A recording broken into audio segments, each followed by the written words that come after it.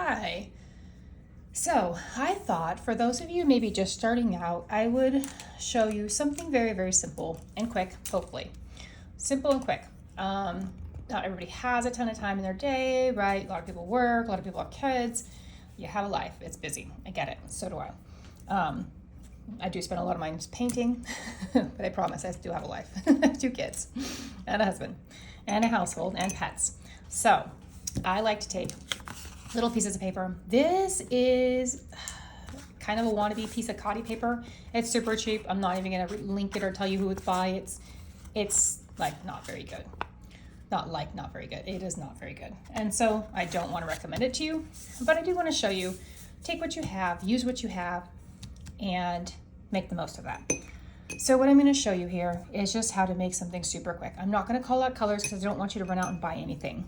This is a messy palette full of old colors. I was hoping that was a purple, but it turned into more of a not purple, more of a something else.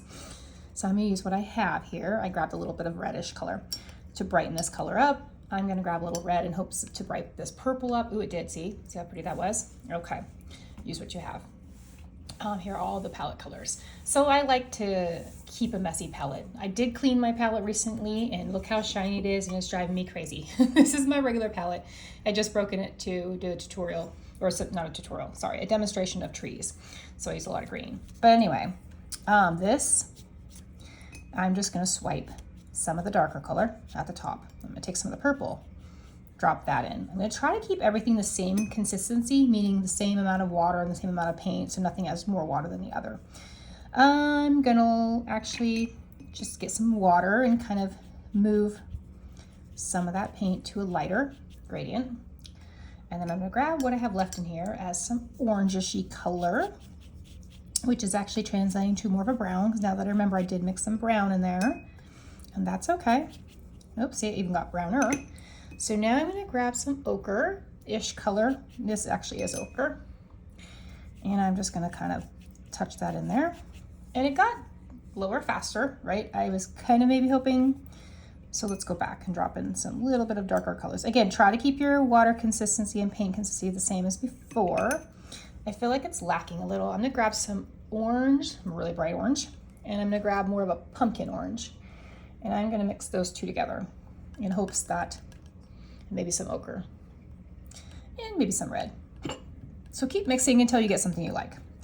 And I'm gonna just test it. It doesn't have to be perfect. This is just paper. And again, remember I already told you it was cheap paper, not very nice paper.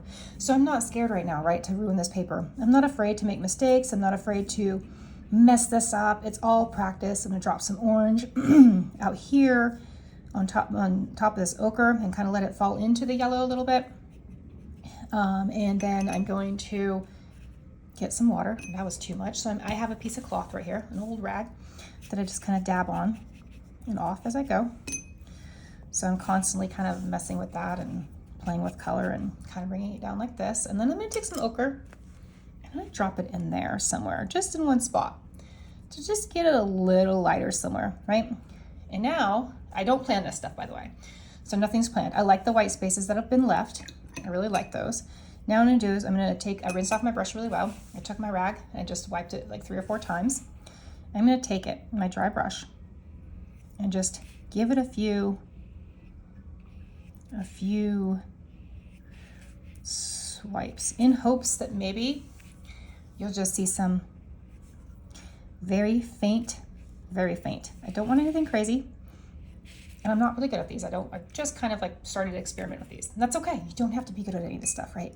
So I feel like we've made a natural horizon line, right? Where the sun obviously is sitting. The sun's not hovering anywhere. It feels like it's sitting. So I'm gonna roll with that.